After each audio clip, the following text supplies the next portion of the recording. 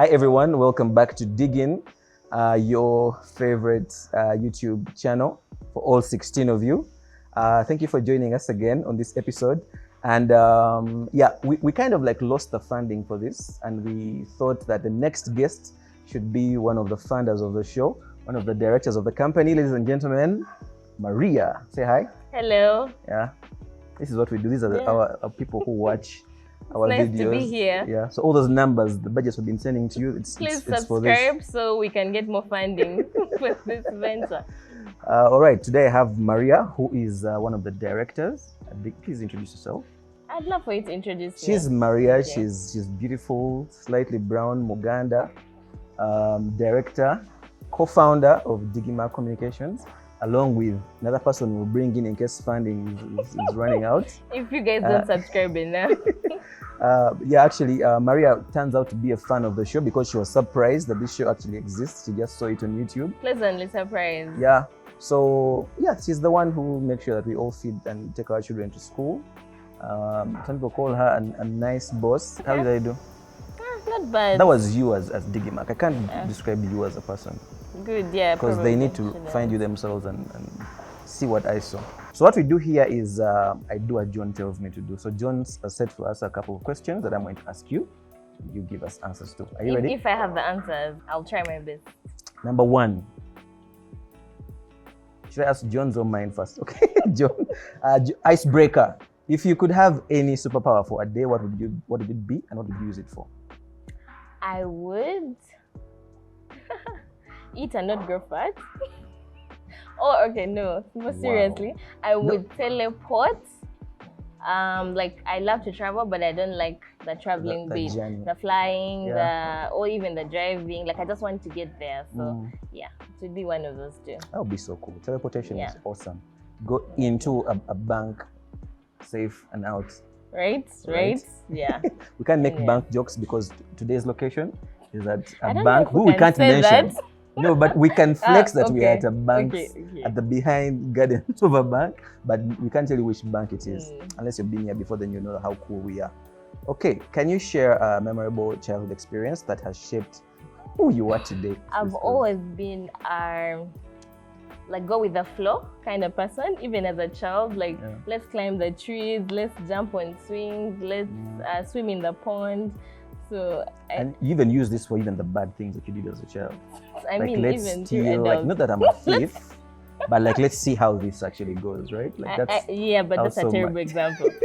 That's how so much in the flow. Yeah, I don't know if that shaped my adult life because I still go with the flow. It has led me to do questionable things, but nothing has killed me yet. So cool. Yeah, I was actually influenced by something that happened in my childhood. At age 10, something happened. And when that happened, I knew how my life is going to be. And I became a pessimist. So imagine a pessimistic 10-year-old child. Yeah. And I still am. I mean, have I missed out on any opportunities? Probably. None that I know of. Yeah. You'll never know. I'll never know. Okay. What's the one thing that most people don't know about you that would be surprised to find out? And you can't say I have a brother this time. No, I wasn't going to do that. This you know, but I like arguing. But I don't think other people know, like, don't let the smell fool. Not to be confused with quarreling. Yeah? Maria, you but like to argue about everything. One time when I was trying to like change and be like better to my friends, the first thing I did to you was like we not have any argument with you, and you got pissed. Like, Alan, I don't like this. I needed to stimulate me intellectually, like make me like don't just tell me that's brown, like tell me why is it brown, like convince me. Let's argue. Like I love to argue. Yeah. Cool. And I think most people wouldn't know that unless they've talked to me. They would think I'm always like smiling and. Definitely. Yeah, so the way into Maria's heart is through an argument. Yeah. Cool. Cool. So looking back to primary school or even secondary school, the phase, what had you set as your career ambition? I think like everyone else, pilot, doctor, right? That's what we all wanted to be. But until I realized that physics and chemistry are not joking subjects. Yeah. Literally. Yeah, it's not like anything grand happened to me in a dream or a vision. I was like, okay, I always choose the easy path in life. That's it. And I was like, I'm not going to suffer with chemistry. So yeah, I think Yeah, there was not like one grand moment. I just went with what I thought I was good at. When you realized you're not good with chemistry and the stuff, at that point, what did you think you were going to be? Oh, then I thought I was going to go into like auditing, like math, because I'm really good with math, surprisingly. Yeah. So I thought I would do something in accounting or audit or economics or something like that. But when I got to uni, again, finance was not a joke. So I did finance and then I interned somewhere and I was in the accounts department. It was so boring. Yeah. Like you sit and look at your computer, send invoices, what? And I'm like, I can't do this for the rest of my life. I cannot be looking at a computer. So the next time I actually went back to the same place. The next time I was interning, I instead went to marketing and I loved it. Then I also got an internship at an PR firm. So we're doing like events, we were getting out of the office, like, which is what I love, and that's how it happened. There was not like one moment, it was always like I reached a certain point and I'm like, oh no, I don't want to do this. So let me try something else. Yeah. So you wanted to be in a field where you could lie, because you can't lie with numbers. I had to put that in there. I'm not a liar, Alan. No, really marketing is I wanted to be huge... somewhere where I'm not seated behind a computer all day. That's it. Yeah. Okay, actually thought about this question when I was coming up and it was aligned quite well. Have you ever, okay, I know you've lied to clients, but I wanted to know, have you ever lied to your partners? I haven't lied to clients. Okay, when you're pitching, the ones who never come, the ones who never become clients. No, saying that I've never lied is a lie in itself. I think we've all had like lies, whatever. So yeah, I probably have, but I've never lied with ill intention. Okay, like, let me make it even better. Always... What have you lied about during a pitch, and you're glad you never got the job because you knew you could actually not pull that off? I have to think about that one. I don't know. I'd have to think. Okay. Also, like lying gives me anxiety, which is why I don't lie a lot, because I'm very forgetful, right? You know this. So like, if I lie, that means you have to. The thing is with lies is you have to follow up, right? So they're going to ask me for this, and I'm going to get anxious. So I rarely do lie. Okay. But if I think of a lie, I'll let you know. The next question from John, who you're yet to see, but is very influential on this vlog. Is the boss. Yeah, so he has Hotmail, Outlook, Yahoo, Gmail. What was your first email account, and what did you open it for? First of all, I'm not that old to have Hotmail. Probably had Hotmail, but I didn't use it. Yeah. The first email I actually used was Gmail. Yeah, like really used. Like I probably opened a Yahoo, but I never used it. Yeah, and it was most likely for Facebook. Like I wanted to open a Facebook account. Anyone who joined Facebook in, say, 2009 went for Yahoo. And then Yahoo had options of it being Yahoo Mail or Ymail or Rocket Mail, like the one I have. Yeah, I think, wait, how old are you? Let's not go there. My age is in the description. This guy, I've known this guy for close to 7 years. No. I don't know how old he is. It's like I only have guesses and assumptions based off his kids' ages. This is not...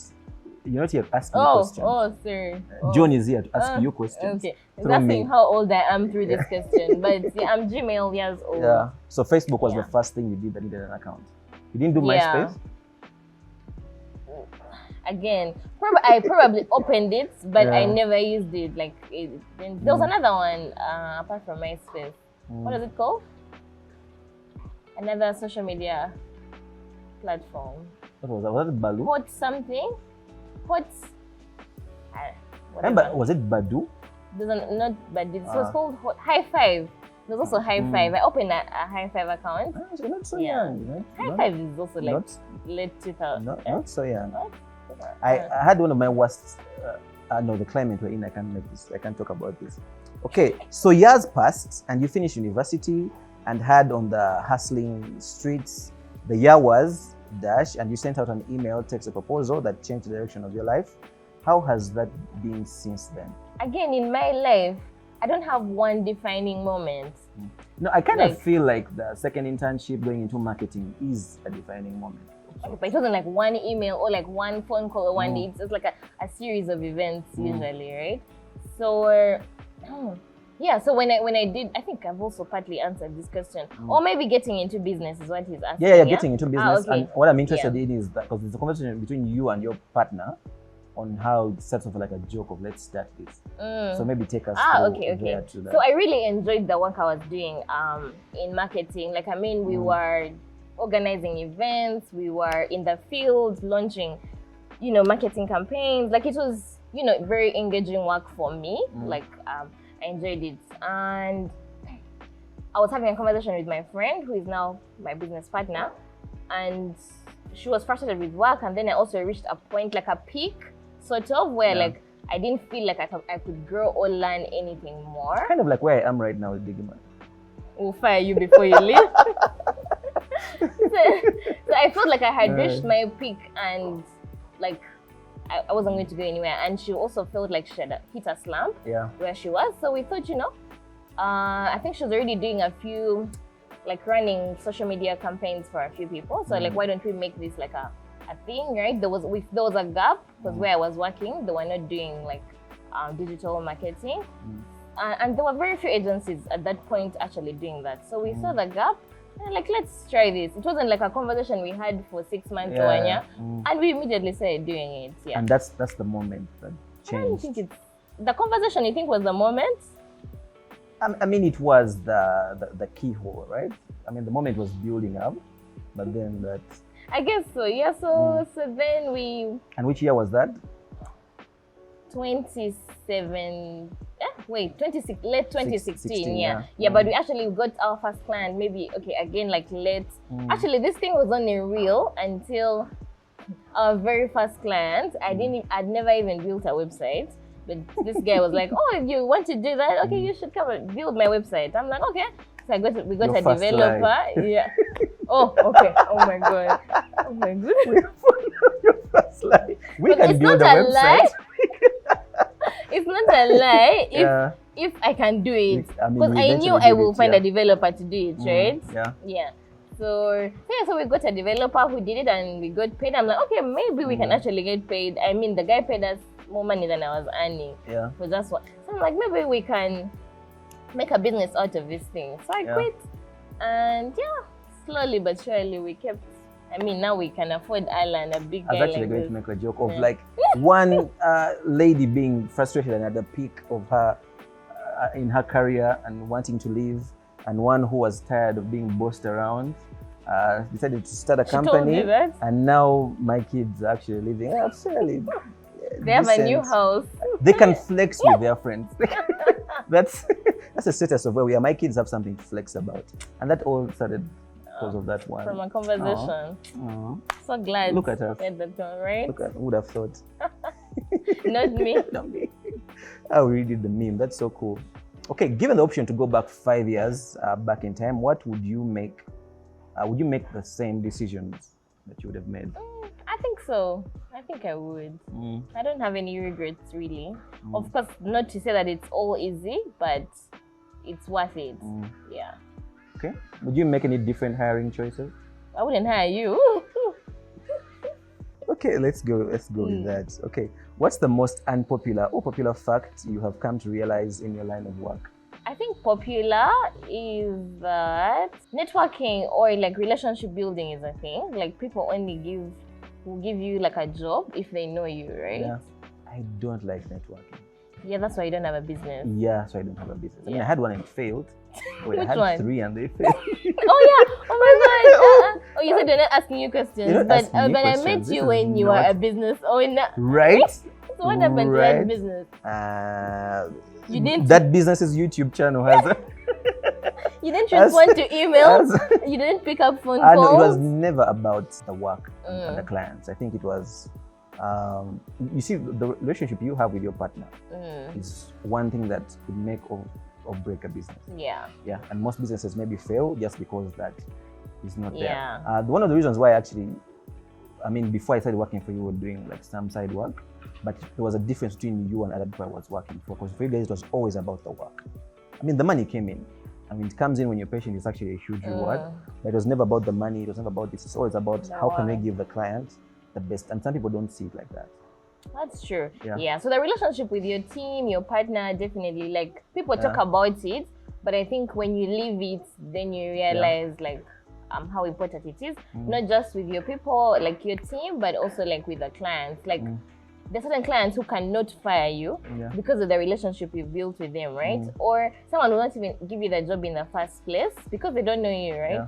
So like it's very, very important in this business to build relationships. I do build. I have relationships that lasted for a long time. Yeah. What I don't like is this Ugandan kind of thing of we're at an event, speeches are done, the panel discussion is done, next item, networking. And then they throw a bunch of 80 people in a crowd, and then there's drinks and stuff and get to know each other. And I know this has brought about, Ugandans lie a lot.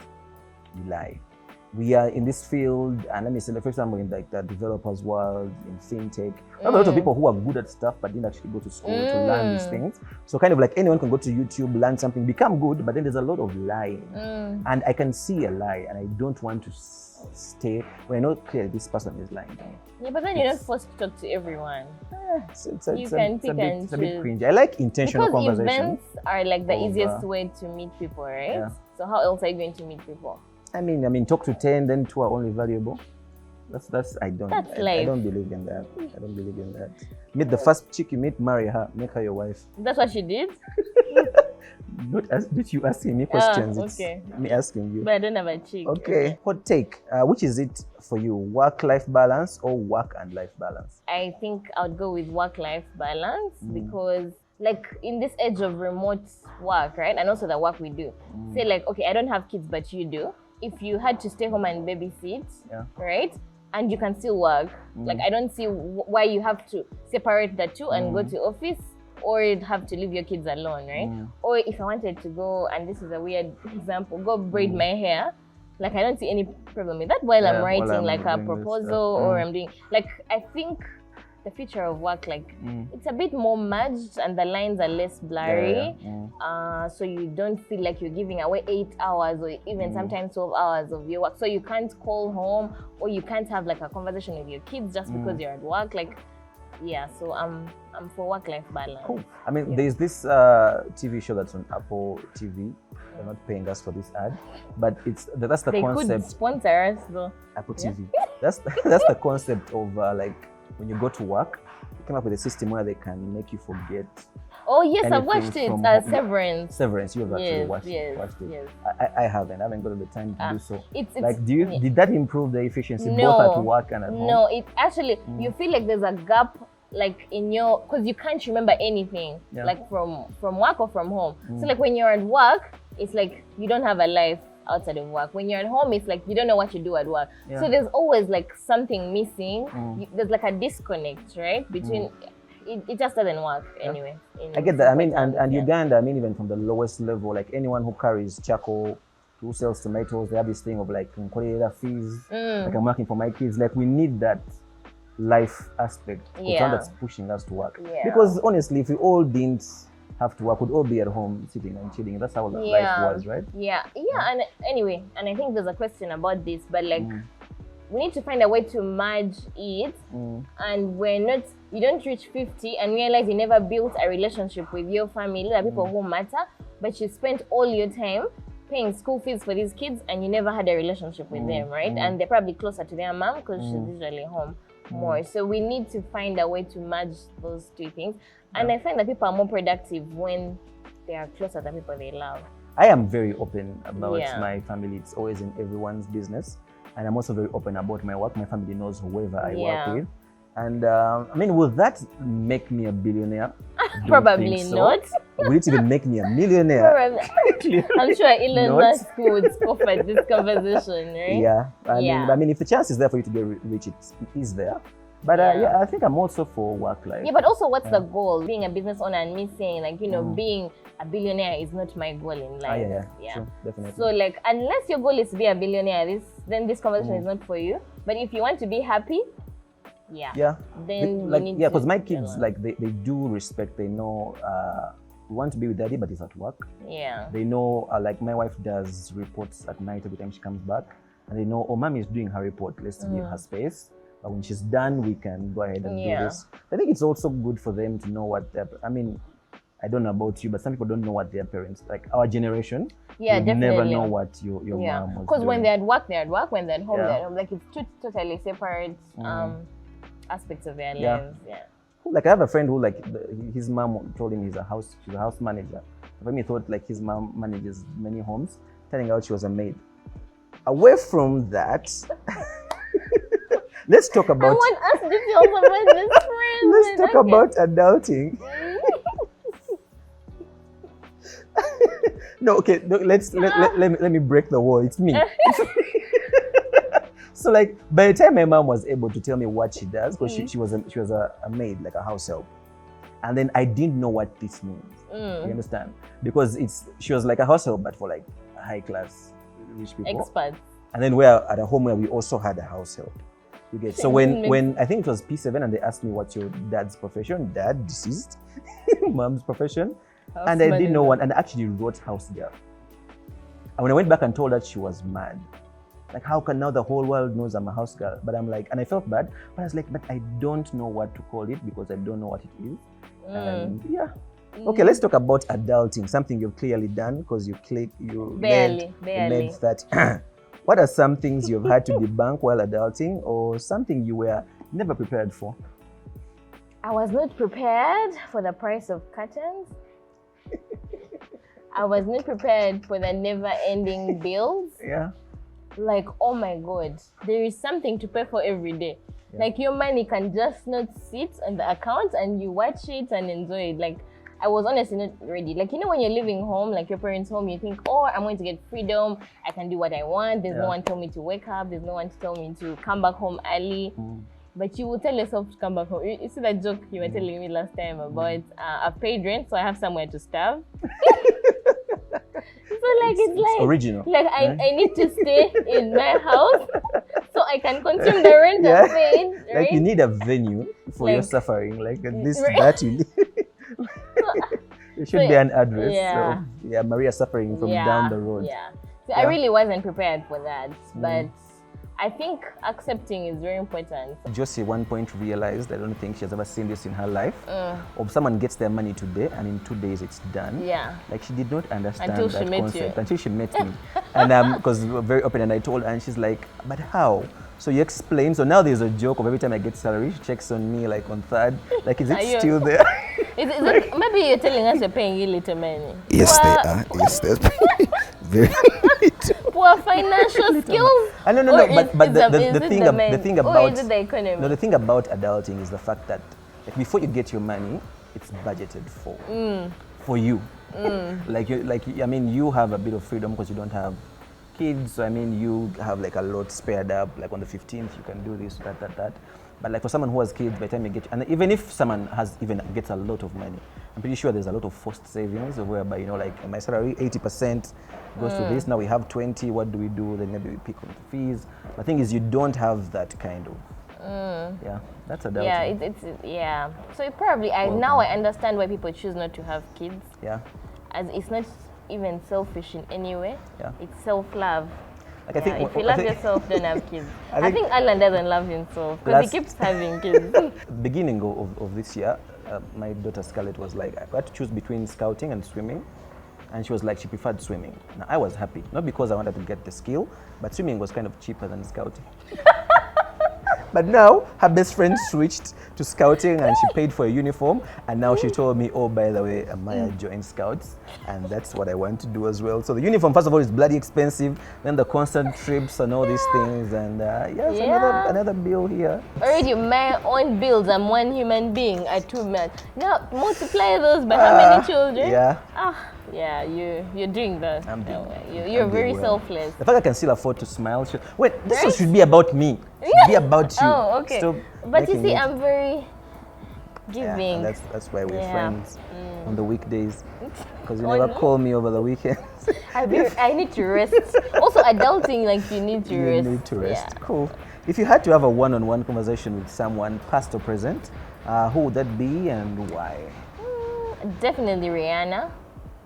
Yeah. That was so obvious. Yeah. So like obvious. she's an I don't want to say inspiration because I'm not like someone who gets like who listens to motivational speakers. I think you actually liked Rihanna even before she was like a rich business.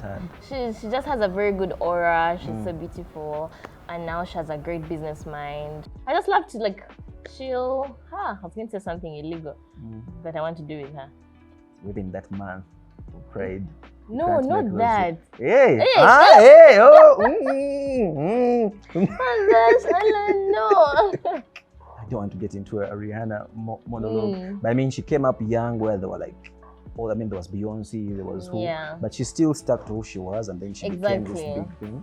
And I mean, I know you've picked a lot of inspiration out of her, and she has now 2 kids. Are you also going with that, or are you done with Rihanna?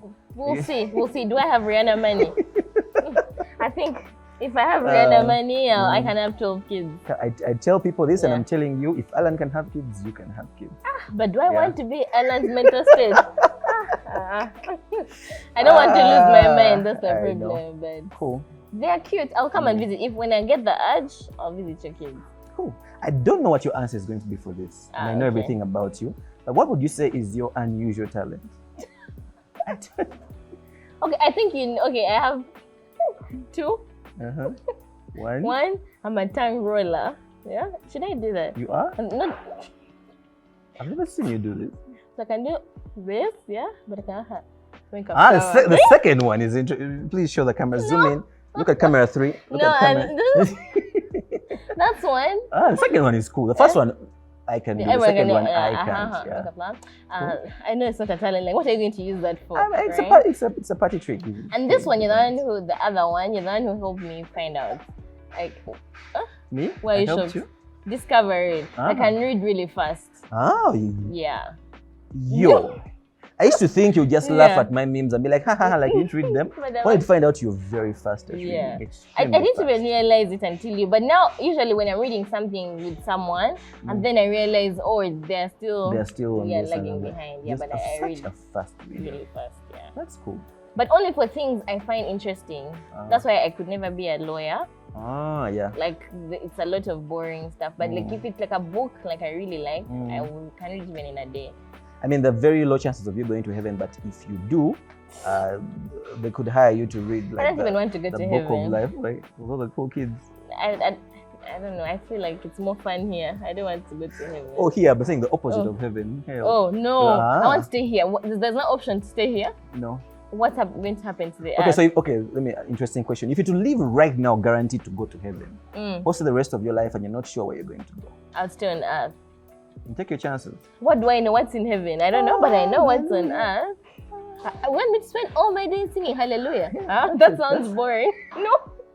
I'd rather stay here and drink cocktails. What do you mean? I wish your mom and the members of our church watch this. You just called heaven boring. She knows. She knows. Yeah, she won't be surprised. I want to stay here and enjoy life. Cool. What's one aspect about society you would want to change if you had the ability to? I think the grind culture, and again, this is back to like work-life balance. Like most young people, like it's all about like I need to make money, I need to work hard, I need to like it's always like you need to be productive all the time. You need to be if I could, which I probably can't, like I think we need like a bit of more rest, like as a people, like we need to rest more. Like the grind culture is bad for your mental health, it's bad for your body, it's bad for your family and friends. Like if just the perspective around work actually. Like I don't want us to hate work, like I want us to enjoy the work that we do. I find that quite interesting because I think when I was still like an independent consultant with you guys, I was brought up in this way that you had not to sleep until work is done. Yeah. Remember you guys used to give me projects and be like, and you finished this so fast. Yeah. Because in my mind, it's like if I've done a short documentary, it's get the shots, sit down, edit them, do all these things, put subtitles, add everything, add the music, in one day, so the next day people are impressed with what I've done. And then what was hard for me when I joined is when you guys tell me like, oh, you have time, you have a week, you have an office where you don't pay rent, so which means you can come today and do some tasks and go home and sleep and come tomorrow. And even up to now, I mean, very many years later, I still struggle. Like when I find out like, oh wait, I can actually rest right now. I mean, Uganda, we have this thing whereby right now, like if I want to have fun or chill, I have to do it like how these people are doing it. And these people are paying a lot of money to do it. So if they don't have, people don't go for walks anymore with their kids. People don't go and like find where there's grass and sit and relax. And that's the one thing people think, but you're always chilling with your kids. Like me and my kids can I have enjoy fun that. at zero Then budget. popping bottles and that's the problem. So people grind and don't sleep and make money, right? Then they go to the bar and pop very expensive bottles because they get can. hangovers the next day, then go back to work and grind. Like it's a very like sad like rat race, right? Like get the money, drink it, get the money, drink it. Like there's no fulfillment at all. The cycle is terrible. So that's what I would change. Yeah.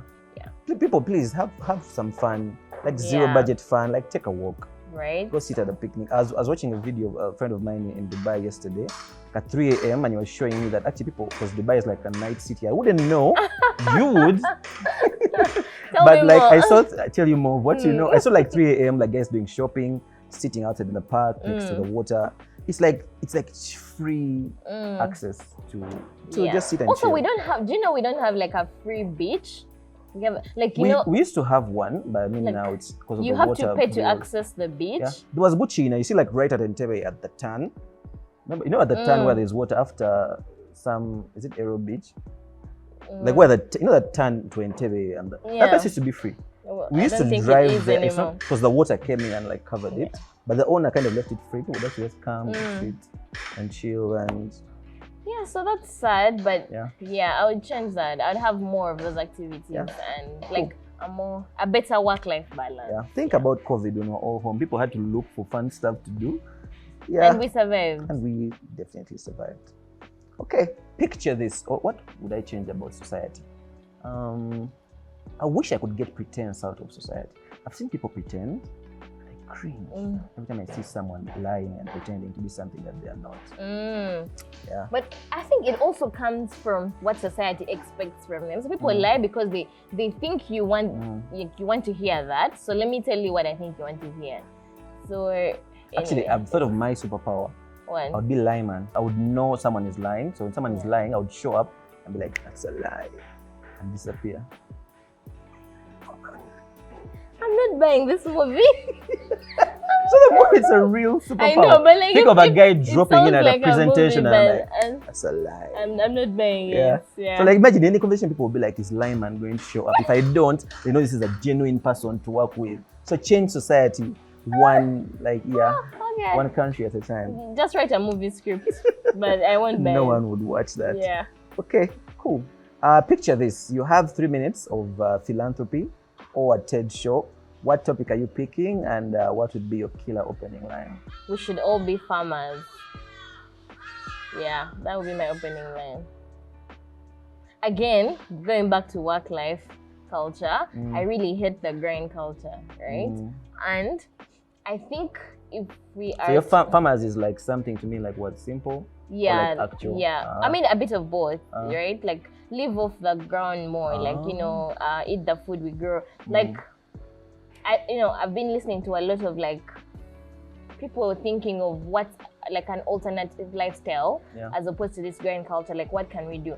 And I mean, like, in the 1900s probably, or a little earlier, even during the early like 1900s, you had your farmland, your family land that you didn't have to pay for. You had your cattle, you had the food that you grew. I mean, we didn't even need money, right? Yeah. So you go in the morning, you tend to your garden, you tend to your kids. There was education in its traditional form, and then the kids play, the kids raise, like. And the most important thing, barter trade. Right. Barter trade was right. This. I think that would be my TED talk. Like, let's go back to that life. We don't need money anyway. Like the Bible says, the root of all evil. So. Title of this video: Maria quotes the Bible. So if we got rid of money, I think life would be much simpler. I think we're like 3 atomic bombs away to having a nice. Sometimes I forget the person that island is. I think like bomb, like Wall Street, bomb, like all these things that are growing. People are taking us to Mars. It builds patience because you're waiting for your plants to grow. There's connections with your neighbors because you're doing the barter trade and everything. And you have time to think, like, because we're in the grind culture, like everything is so urgent, and I mean that's why people don't sleep, because you have to send everything immediately, like everything has to be done. So you never even have time to actually think. And I think actually we can produce better work if we rest more, right? So like if we had time to actually think, we would have, I think, mind-blowing campaigns if it's marketing, because you have time. But now you're just working like robots. In fact, robots now can do like more than half of the work we can do, because we don't think anymore. Like it's just like what's the word? Intuition. You guys sent me for work recently, Ginger, Kamuri, but then I was supposed to get a car back, but the car was still doing some work, so I had to force to wait for the car to finish doing work for another 4 hours. So they went to a place like really, really deep and like district I'm forgetting, Namasagari, I think. And then I didn't have to do anything because my work was done, but I had to wait. I'm actually for myself, what do I do? There was a nice tree, went under the tree, sat down, dealt with a few of my thoughts. When I couldn't deal with them anymore, I slept. I was going to ask you how you did that, because Alan's mind, like, I you don't want point, to but be I actually took like a long hour sleep yeah. under a tree, not minding about my fear of snakes, like is a snake going to come and end my life, like nothing. And I just had some good rest. Yeah. Cool. And you felt good after, eh? I felt really, really, really We good. need to do that more. If you had to lead a campaign of change to the city square, what would it be about? Reading.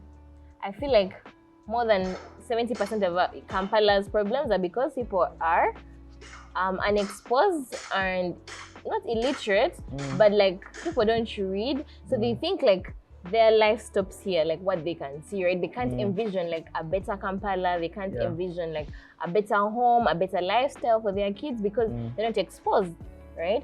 So like my campaign would be just getting adults to read, not children. People are so ignorant. Yes, that's the word, not illiterate, but ignorant and unexposed. So cool. Just get people to read books that matter.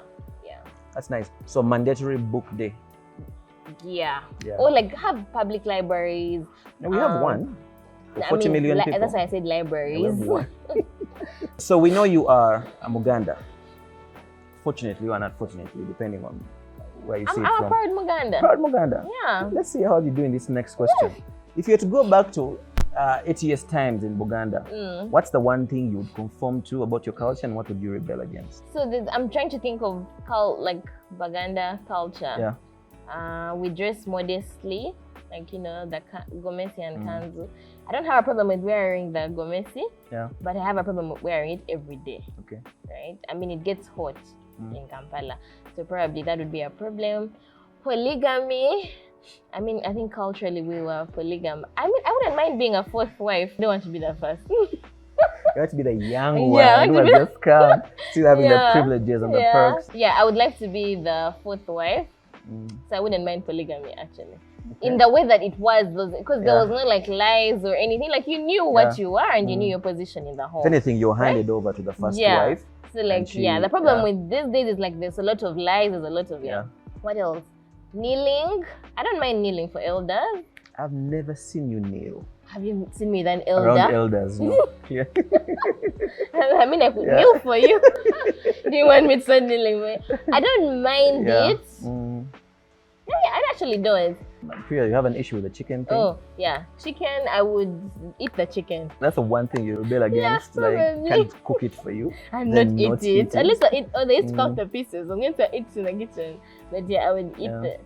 And of course, like, I'm trying to remember women's rights and things like that. I don't want to ignore that. Yeah. You know, women were not treated the best. But yeah, but otherwise, there was no biggie with my culture. Okay. We were welcoming of other cultures. We accepted them. I mean, you sell out. Yeah, you sold the rest of all the other tribes, and apart from the bar. Why did they resist? Why didn't they resist? Why didn't they fight? Because you were stronger than all of them. You overpowered them. Yeah. I was a woman, so I couldn't have done much. What would you do about let me try it in a cool way, the monarchy? Would you would you like it to move from family to family, or are you okay with it being one family? You know, I've never wanted to rule. Like, I've never aspired to be like popular or like a boss. So I really don't mind other people. Like, let them do the ruling. Yeah, as long as they are actually doing the work they're supposed to do, right? If you're supposed to be our king and we need certain things done, maybe markets or access to markets or roads or security, like if you're providing those things for us, I don't need to be in a leadership position. Yeah, so like it's kawa. Like I think monarchies. The monarchs are loved because there's no other option. They have to be there. Yeah, and I mean democracy also hasn't done anything. Yeah, so it's just expensive and I don't know, unnecessary. So really, monarchies. This question we couldn't ask the other people who we interviewed before. Only you. In your travels and encounters around the world, what cultures, traditions, sounds, and food have given you a cultural shock? The pickpockets in Paris. I thought thieves were just in Kampala. Like you actually have to hold your bag close to you because you'll get robbed. You don't know, made this joke about like Paris has the best marketing team. Because the way Paris is marketed, like out to oh the my world, god, it's like yeah, a city of love. they really have a great PR team. The number of white people in South Africa, in Cape Town specifically, like shocked me. Like I knew there were many, but I didn't know how many. Like it's like we were in Europe. Like Uganda, where like a Muzungu stands out in Uganda. There it's like we were. You could actually go a whole day without seeing a Muzungu. Exactly. So there we were the ones sticking out. Like you enter a restaurant and you're the only two black people. Yeah. That really shocked me. The number of times people eat bread in America or in the state I was in. Like we'll have bread for breakfast, bread for lunch, bread. Okay, in different forms, but I mean it's still bread for dinner. That's a lot of bread. Anything in Dubai? Are you going to mention all the countries I've been to? The heat. The heat. Is that a culture? It's not culture really, but it's too hot. Like I knew it was hot, but it was that hot. Me, the heat in Yumbe. that was it. The hills in Kisoro. Like you know they're there until you get there. And then you're walking here, and then there's someone right above you, and they have to get you when they go through the other side. The cold in Fort Portal. You've been around, yeah? I've been around. Quite your passport is full of How stuff. developed Gulu is. I mean, the first time I went there. In the early 2000s, like you're going to Gulu. I was like, no. And I got there and I'm like, wait, can I stay here? And it's actually better than there's no single pothole in Gulu, like even. But that's a recent development, no? No, that they've always had a good system. The friendliness of people in Lira people are so. I mean, you got free haircuts. About haircuts of 1K. Yeah, I got a 2K haircut and a massage. I'm like, okay, interesting. Yeah. Cool. Let's do some parting shots. What do you look at as, we're going to get a bit mushy here. What do you look at as your proudest achievement of the decade? And what key learnings have you taken out of them? I mean, it has to be my baby, Digimark, really. Yeah, that's it. Oh, what key learnings?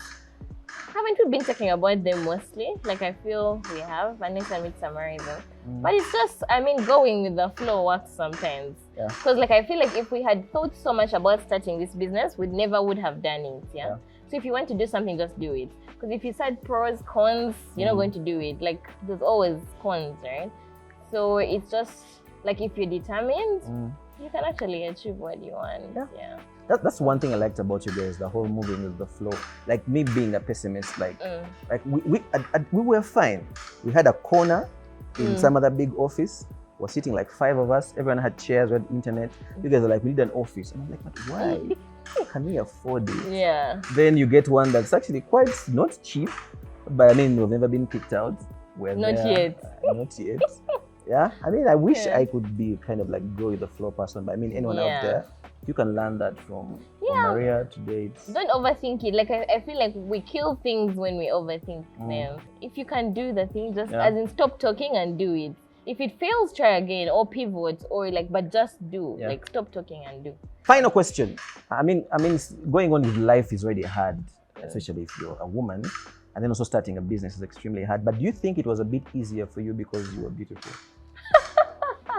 I don't think I with have blush, privilege. Thank you for joining. How would you do that? Till next time, we rotate through all the workers, and Maria has to come back. Thank you for being here. Thank you for continuing to fund this.